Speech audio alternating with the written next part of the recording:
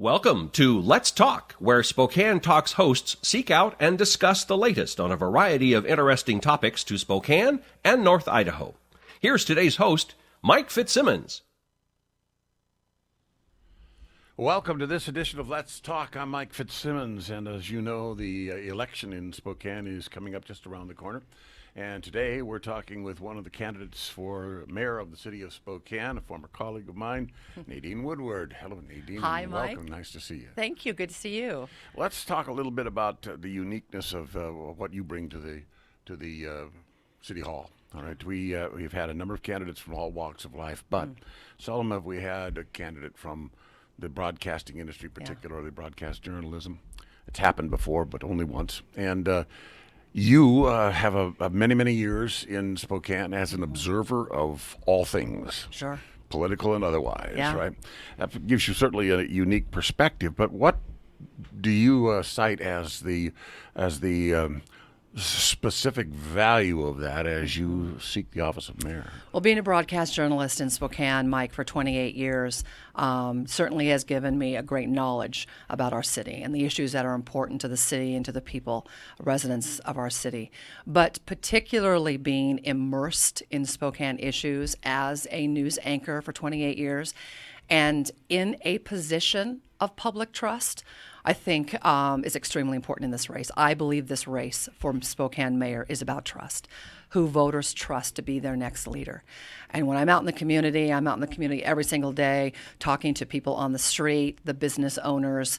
On a grassroots level, we have a lot of home meetings. People are being engaged in this race like never before. I've got people involved hosting these meetings and now being part of my campaign who've never been involved in politics before because they believe that government has gotten away from the people, that our city council, with their imbalance, 6-1, political ideology, just doesn't represent them, and that they've created their own echo chamber, and that government has gotten away from the people. They want to feel like they have a say, that they're part of that representation. And as a voice in Spokane for 28 years on the news, I want to be the voice for our Spokane residents. You're going to have people who are going to agree with you and disagree with you, but if they trust you, then presumably there's a chance to find middle ground and to get things done. Oh, absolutely. And I'm a listener. I mean, that's part of the skill set of being a journalist, right? Is listening and asking questions and research and analysis and all of that and balance. I mean, if you're a real journalist, you're fair, you're impartial, you're balanced. And those are all great things that you need to bring to the table when you engage, when you're creating policy, and when you're bringing people together. And I also think it's extremely important to have common sense and consensus and consistency when developing public policy. Of course, all of that is part of what we call leadership. And leadership means taking a diverse number of individuals with a variety, sometimes intense variety of thoughts on things and trying to find a way to build consensus. Yeah, common ground. Tell me how you're going to deal with that, because there are a lot of forces pulling, against the threads, as it were. Yeah, absolutely. In Spokane. Well, I mean, it starts with listening, right? And giving everyone an opportunity to make their case. I always say when we're going out in the community and we're developing committees to deal with some of these issues, everybody has a seat at the table. But in the end, we need to have consensus on how we do this. And we need civility back in politics, Mike, more than anything. This is a nonpartisan race, and I'm trying to keep it that way. I'm trying to stay independent of party, which is extremely hard in this town, and also keep national issues out of this too. We need to be talking about what is local and what the mayor can do or can't do locally and what those local issues are. I have full confidence that I can work with anybody. I've been doing so much research. In fact, in the first 5 to 6 weeks of my campaign, I wanted a deeper understanding of what one of our biggest challenges is, and that's homelessness.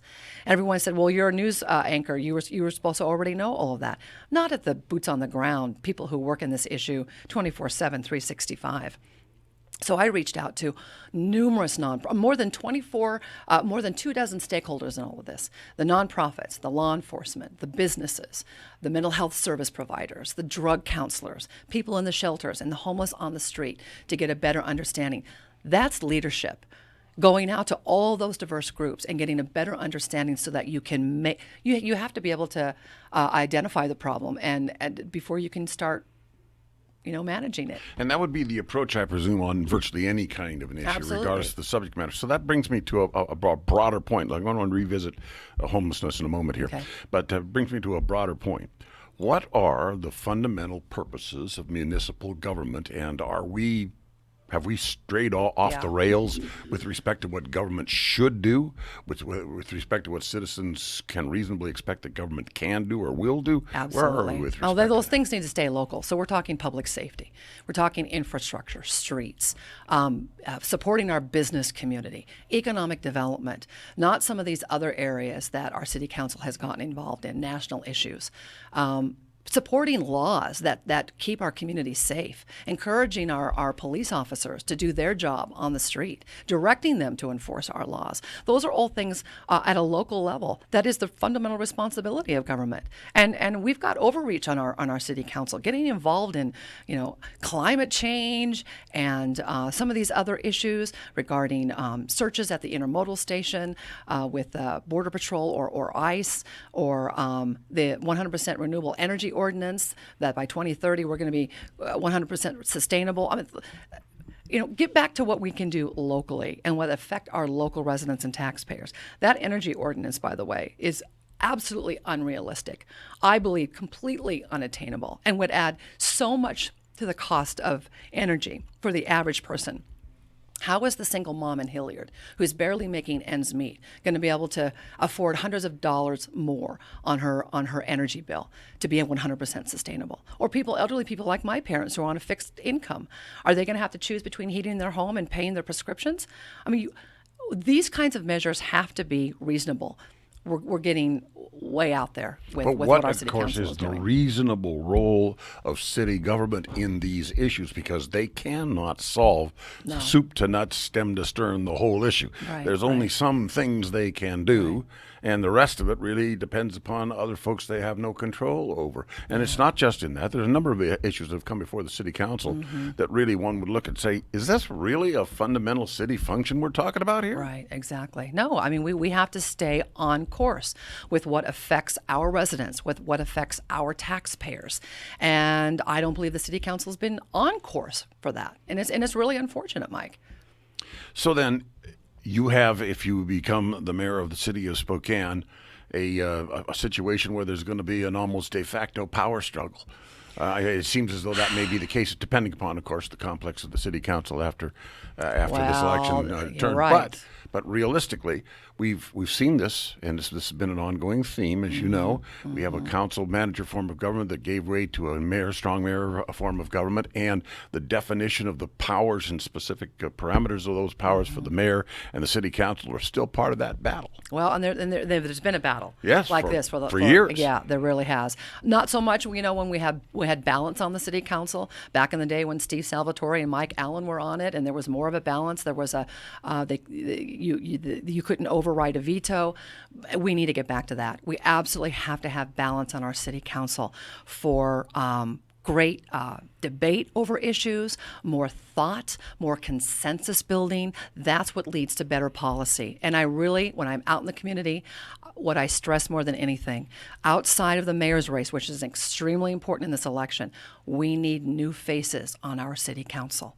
That will make all the difference in the world on what we can do in the city and not have a power struggle constantly, because that's what our mayor and city council have been experiencing the last several years. And this is a primary election, and the number of selections in these various candidate categories, council districts and such, is the highest now that it will be. Eventually, two will advance, and then you'll have one or the other. two, yeah. But the reality is, right now, this is the time to be thinking in terms of what kind of a rebuild of the city council do we need. Yeah, oh, absolutely. And as you know, politics and elections, this is an off year. So it's not a presidential year. It's not a midterm or a midterm year.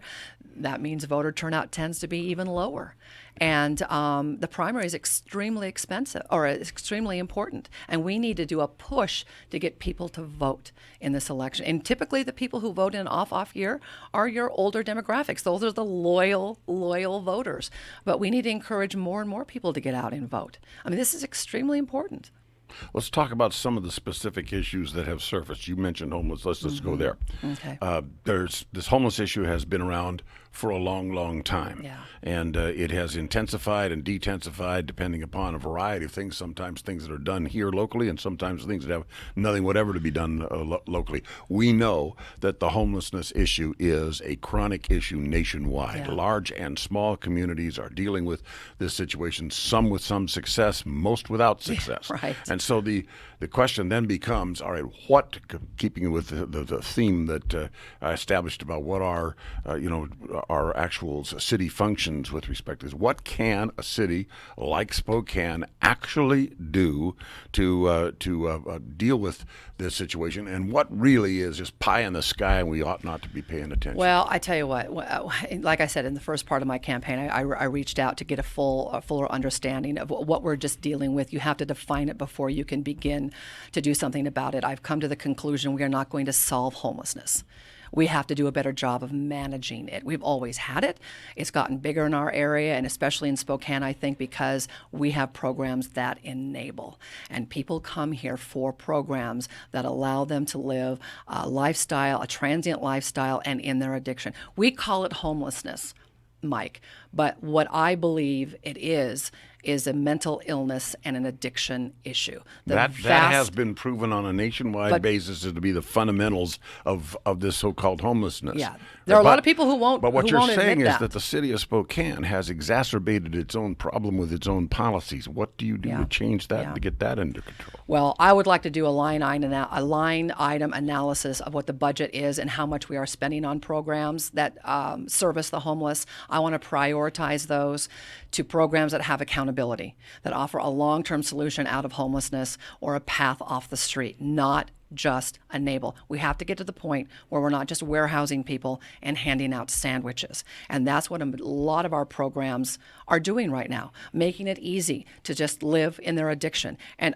I listened to this incredible testimony from a guy by the name of Tyson West, who's with Adult Teen Challenge. He was on our streets for 10 years, and he said, everybody knows if you're addicted, you come to Spokane because you get free food. There's an abundance of free food, an abundance of clothing, an abundance of blankets, and for the most part, you can find a roof over your head. But we have programs that enable people to death. We have to get beyond that and get them off the street. Does this include purchasing a former commercial building that was on the tax rolls at one time and turning it into a massive homeless shelter? I don't want to see no. I do not support buying more shelters that are 24/7 and low barrier. I think that just, if you expand the shelters, you're going to expand the population. We have to provide accountability with our programs. But more than anything, I think we've looked at cities that are having success, Mike, with their homeless issue, and Marysville, Washington is one of them. I was just over there last week. Just north of Everett? Just north of Everett. Talked to Mayor John Naring and the police commander in charge of their program, and I like what they do. When they find someone who's homeless and they have a charge or a warrant over their head, they give them a choice. Either you seek treatment or you go to jail. And if you really want treatment, we're going to help you all the way. We're going to hold your hand and help you through that process. So my campaign, we have a plan that would mirror part of that, but then would also add some other elements to make it a Spokane solution, because I believe that we can come up with our own ways to deal with this. So Spokane has homelessness, but there are some unique aspects to that are about Spokane and not necessarily about other places. We need to deal with those. Well, and listen, we have a great program right now. It's the Co-Deploy program with Frontier Behavioral Health, which combines our partners, some of the mental health counselors, with our police department, and they go out and de-escalate a mental health crisis or an addiction crisis on the street. That keeps people out of the ER and people out of the jail. I would like to see that program expanded. It's funded by a grant. There's lots of grant opportunities out there. Let's pursue some more of those grants. Let's expand that program so that those partners can go out into the encampments, in the shelters, and on the street and reach out to the people who have charges against them and offer them the choice. You go to jail or you seek treatment. And if they want treatment, we have to develop a network plan that includes identifying who they are, starting to establish a relationship, Mike, because when you're addicted, That's why you're homeless. Homelessness isn't the issue. It's the addiction that leads people to lose their job, to be evicted from their home, to be separated from their family. They have no relationships anymore in their life. They're seeking community on the street. So if you can identify these people who actually want to start help, you form a relationship with them. It's a one-on-one thing. We have to have patience. This isn't going to happen overnight. But this is how we start chipping away at the problem. You develop a relationship with them, you get them into detox, then you connect them to a drug treatment program, then you assist them into transitional housing. You can help them with job skills, and then we need the community, the faith and the business community to help mentor them along the way. And you know what that sounds like? That sounds like the UGM, Union Gospel Mission model, which has been operating in our community for decades. Altmaier model. It's the Phil Altmaier model, and it's been successful, Mike, and it's been in our community for decades. But it also has often come under attack. Absolutely. Because obviously of because the of religious the faith element. element. But the point is that you're suggesting that can be done without necessarily imposing the faith element. Absolutely. It's proven to work. In fact, last year, UGM employed more than 200 of their graduates into they're transforming lives. They're taking people who are hopeless and broken and living a life of misery on the street and transitioning them to be productive members of our community again. That's what we need to be doing. Public safety is also a huge deal too, Mike. Downtown, our residents don't feel safe going downtown because our homeless population has increased exponentially. Ben Stuckert will say, look at the point in time count. That is a nanosecond of a snapshot of a couple days in the year of the city. It is not an accurate reflection, I do not believe, of the true homeless and why they're homeless on our streets. When you get out there and talk to all the stakeholders, you find the real issue, and it is mental illness and addiction. Now, you brought up the jail for a moment, and that's a component having to do with both the problem and the solution with respect to homelessness. Sheriff Ozzie Knezovich frequently talks about the jail is basically where we warehouse the mentally ill, and essentially it's taking up too many beds, and that's why we have a problem with respect to the overpopulation of the jail. If you indeed give the solution of you make this choice, you can either take treatment or that if they choose to serve their time, we're going to aggravate that problem as well. So it's all interrelated to some extent. Absolutely. So what about that? The city was talking about building their own jail. They still are. I They're know, still moving forward with that. I know they are, and we have a jail, and we also have a city and county complex, public safety complex. Now we want to talk about building our own jail. We've already decided that the dispatchers for the fire department would be city and then the rest. What's going on here? That does not seem to make any practical sense. I think we need more collaboration in a lot of these issues. Anything that's cost effective and efficient, we need to give another look at collaboration. And coming together for these when it comes to law enforcement and economic development, so many different issues. There is talk about a municipal jail, but there's a wider conversation about a new county jail. And I know that was tabled about 10 years ago or so, but we need to have that discussion again. And it would be a countywide vote. And part of the fear is that the public thinks, we're going to have to come up with more taxes in order to support this situation. And generally, they have been less than enthusiastic about that. I think it's changing. I absolutely think that's changing. But I would be willing to have that discussion, but I want to look at the numbers, but I also believe our new jail model has to have criminal justice reforms. Our new jails have to have drug treatment programs. They have to have job skills training because we have to rehabilitate those who are incarcerated so that when they are released, they're not back to their life of addiction and committing crimes to fuel their next hit. That's what we're seeing on the majority of property crimes in the city of Spokane. It's basically the same small number of people who have been charged, released back on the street, who are breaking into homes, facing absolutely no consequences. The courts are a revolving door, and they're back on the street fueling the next hit by breaking into our homes, our sometimes garages, within cars. hours of having been released. Absolutely. So you really have to talk about, police department, the courts, it's the jail, it's all of that is intertwined on this issue. Absolutely. Now, as the head of the chief executive officer of the city of Spokane, if you are elected mayor, what do you do to try to begin to organize this in a manner different from the way it's been organized before so that the approach can be more effective? Well, you got to reach out, you've got to engage, and you've got to listen. And I think Spokane is the city of Spokane has operated in isolation to some extent, and I think we've got to reach beyond that. And we have to reach out to our county. We have to reach out to even our regional partners, other cities, and start collaborating on some of these issues. Spokane, the city of Spokane, cannot solve these issues on its own.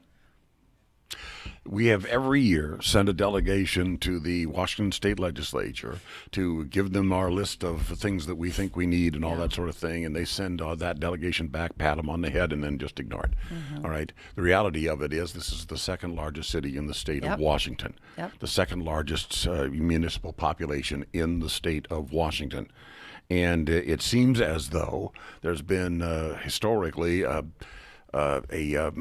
benign neglect with respect to what that means relative to the legislature. We send a few of our representatives over there. They try supposedly to work out things that are in the best interest of the city of Spokane, but generally speaking, that nothing ever comes of it at all. Look at the North-South Freeway. We first started talking about that. 40 years? In my talk show in 1972, we were talking about this, Nadine. So I mean, you know, I do not expect to be alive when they actually cut the ribbon, frankly, which is a sad explanation of the inefficiencies of government. But I mean, we see examples of this sort of thing all the time. So where I'm going with this whole thing is that we need to shift the paradigm, and we need a leadership situation that actually has a mission, knows where it wants to go and how to get there, and musters support from all sides. Absolutely. I think, as mayor, I want to be more engaged in that political process and legislative process as well, and help Spokane all we can, and work collaboratively with our local lawmakers. I mean, we've got some power now in the legislature, with in the Senate and in the House. We need to work that to our benefit. We can always do a better job. Always a better job. Let's talk about economic development. You mentioned as one of the fundamentals of functions of municipal government that economic development and the support of business is an important aspect. There has been quite a lot of that, but sometimes one looks at this and says, well, that's not exactly something the city actually did. They just sort of, got a Christmas present over this sort of a thing, right? And the conditions by which these windfall gains were made were simply because of things other than city government and city policy. It had to do with the educational facilities that are here, the freeway, the rail lines, the proximity to an international airport, all of that sort of thing. Sure. All right, all of which are things that businesses wanting to come here look for, and businesses wanting to expand here rely upon. Okay, so if we're going to go out and make the revenue base large enough to be able to afford the kinds of things that we're going to have to pay for, the essential things, then we need to have an action plan for that. Yeah, we do. Have you been thinking in terms of where we might go with that? I've got to. I've been here almost 30 years, and I've always thought to myself, why have we not targeted the I-90 corridor for business development and targeting? Why? And again, working collaboratively. My vision is to work with, to the west, Cheney, Airway Heights, and then to the east, Spokane Valley, Liberty Lake, Post Falls, Coeur d'Alene, collaboratively with our regional partners. Why don't we target I-90 as a place to attract higher paying jobs and more businesses working together? Because what's good for the region is good for Spokane. Spokane relies on a service industry that doesn't have capital and doesn't generate the kind of tax revenue that we really need in this side of the state to do our infrastructure projects that we want to do. I mean, we've got people moving here. Our population is growing, and instead of narrowing our arterials, what do they say when your arteries narrow in your body, you have a heart attack, and that's what we're doing. And it can be fatal. Absolutely, and that's what's happening on our roads. But we have to create that healthy base, and a diversity in jobs also provides a diversity in population. But I'm looking forward to that because I've always had this vision. Why don't we do that?